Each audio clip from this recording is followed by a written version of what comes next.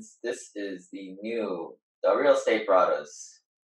We got in trouble for using Hawaii real estate news now. Nah, just kidding. We just wanted to make it kind of more representative of us, a little more laid back. So that's why we kind of chose the real estate Braddahs. And you there, Dean? I'm here. Does that mean we can speak pidgin then? Yeah. Keep it professional though. Oh, okay. And that's why we have the legal disclaimer and notice. We are just for infotainment here. Should take it away, Dean, with your content this month. Sounds good. Okay, so what am I going to talk about today? We're going to start off with the first of all, telling everybody Happy New Year. Next week, Tuesday, is the new lunar year. Starts a new lunar year, and it's the year of the pig. So me being half Chinese, wanted to wish everyone Happy New Year, and hopefully you can join in the festivities. My family enjoys a lot of the festivities. We're going to go to Chinatown, and you guys do the lion dancing, yeah? Yeah, my son and I are part of the Asian Lion Dance team, and we're celebrating our 25-year anniversary of this organization. So come down, check us out. Check out all the festivities. It's great. But yeah, good to start off the new year again. You ever seen the Pikachu lion dancing thing? No, I didn't. I gotta look. You should make one of those, and you'll get hired for all the weddings and birthday parties. That's true. So that guy with the fire dancing kid has got nothing on you guys. We actually have a metal lion that one of the members manufactured, and it actually breathes fire. So that's one thing that is unique to our club, our team. But anyway, getting into the Oahu real estate market for December 2018, ending the year. As we always mention, there's a lag when HBR comes up with their data. So actually, January information will come out in about 7 days. So talking about median single family prices, we saw a slight increase to 788,000, 5% increase over same time prior year. On the other hand, median condo prices, we saw a slight dip to 398,500. Closed sales for both sides, we see a dip at 259 for single family and 440 for the median condo prices. I'm sorry, closed sales for condos. And days on market for both types, we see a increase. Again, showing a slowdown. So I also put as a reference. I like to put the reference what the actual days on market were for the same time last year, which was to show the 50% decrease to 20 for single family and 18 days for days on market for the condo prices. Again, showing the trend in the slowdown. However, the prices are still staying pretty consistent. But it's a good sign for buyers again, as we mentioned in the past, where inventories are coming up slightly. Still in a seller's market, but it's now giving buyers a fighting chance. So my next slide I wanted to talk about was just to show how we're still in that that range, for median sale prices, even though on the condo side we saw a slight dip. Again, we're talking about technical analysis from the standpoint of we're still in that, that range. We don't see a big dip down or anything for sale prices. Yeah, and there's not too much like seasonal too, right? In Hawaii, I think in the mainland you'll see this a lot more. Yeah, we actually do have it's not evident in this slide, but and to your point, Lane, it is a lot more seasonal in the mainland because we don't have the snow, so the super cold weather where people don't want to, it's physically challenging to move during the winter months, right? So our seasonality is more like increase during the spring and summer because of schools, and then a lot of times in the winter time during shopping season, Christmas and um, Thanksgiving season, people are kind of toning it down in terms of trying to go shopping for houses. They have other festivities to do. Yeah, I guess the median price doesn't kind of hides the fact that if it's higher than this price or lower than this price, and kind of how hot the market really is. Yeah. And that's another slide too that I could show next time maybe. But my other this slide I wanted to emphasize is how real estate is local. So, and even more local than the stats on the previous slides showing Oahu. So in this slide we're showing median condo prices over on the west side in Makaha Nanakuli area, where the median condo price is 185,000, which is a lot less than the median condo prices on Oahu. And on the other hand, you have the Hawaii Kai single family median price at 1.2 mil. And that's a lot higher than the 788 for the median on Oahu. Yeah. And another thing to point out too is if you can look at both of these, the trends, the sales are up 46 and 42% in Makaha and Hawaii Kai, which is a lot different story than when on the previous slide, the first slide that we were talking about for the island of Oahu. Yeah. So point being, it's a lot more local than even the Oahu stats. So keep that in mind when you're shopping around or even pricing out your listing for sale. Yeah.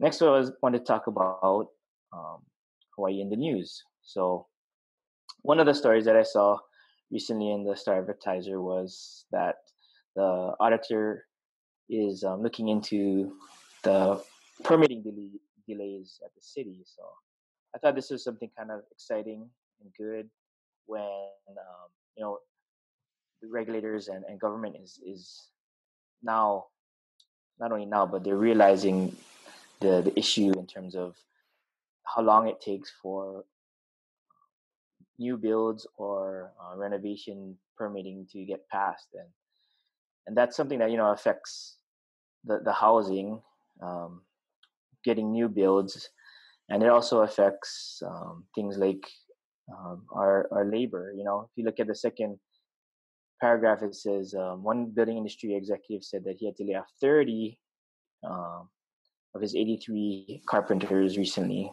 because of all the delays that they're having in trying to get permitting.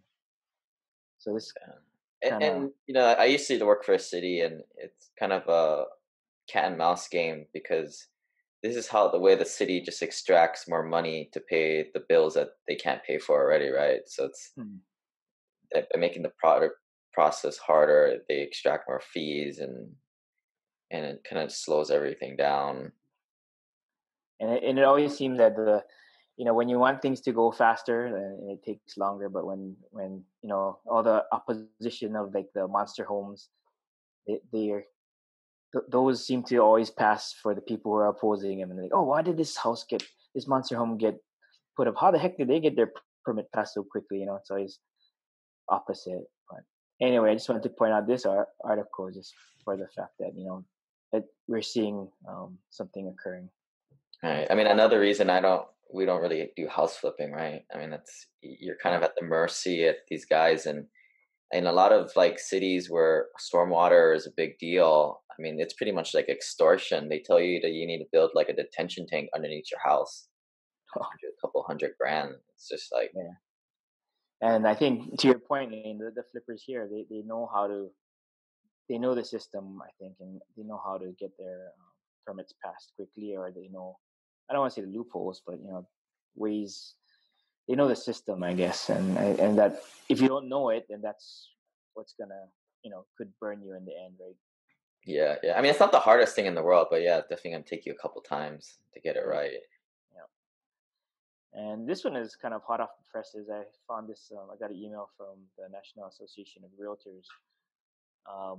So I guess the IRS came up with some guidelines referring to clarifying about the the 20% deduction for businesses for business income.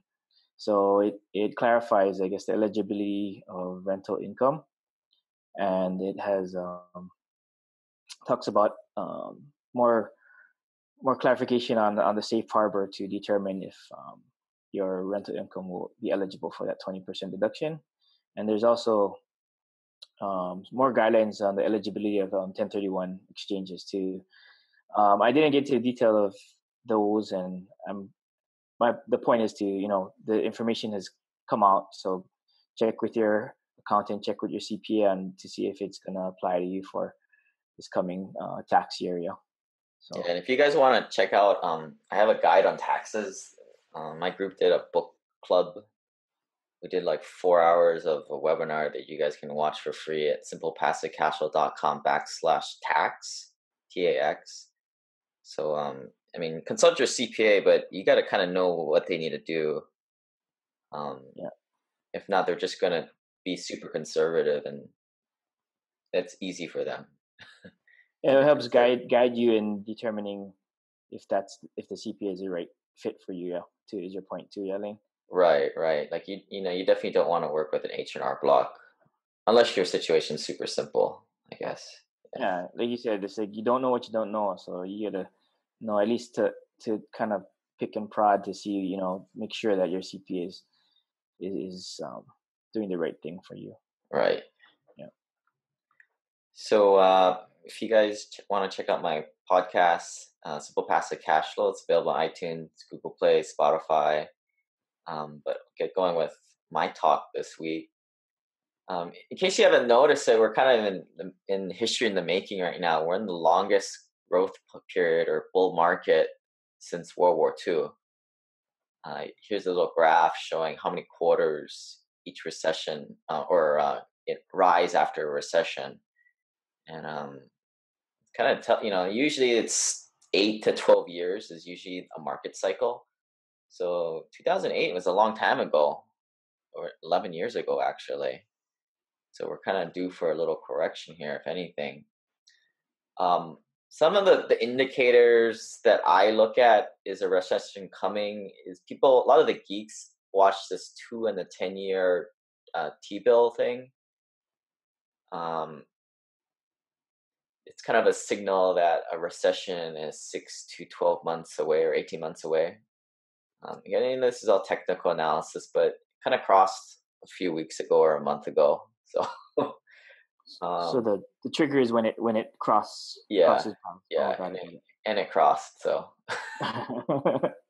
what I'm doing, I'm not investing in any developments or anything crazy. I just invest in stabilized deals that are cash flowing today, not on pro forma, but today.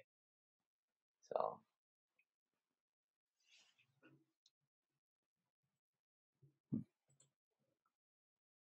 I think a lot of us think that a lot of the experts say this will kind of continue going.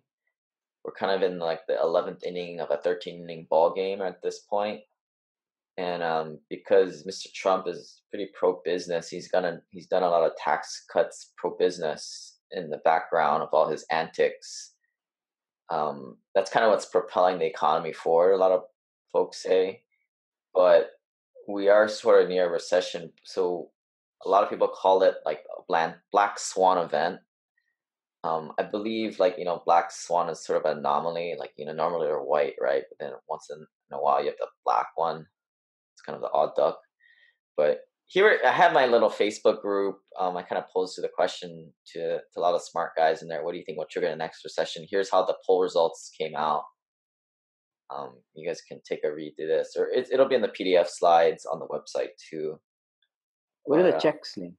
The checks are what I checked first. Oh, got it. Okay. Yeah, but that's what the peanut gallery came up with. I see your face there. You said the tariffs. Yeah. I was looking for that. Yeah.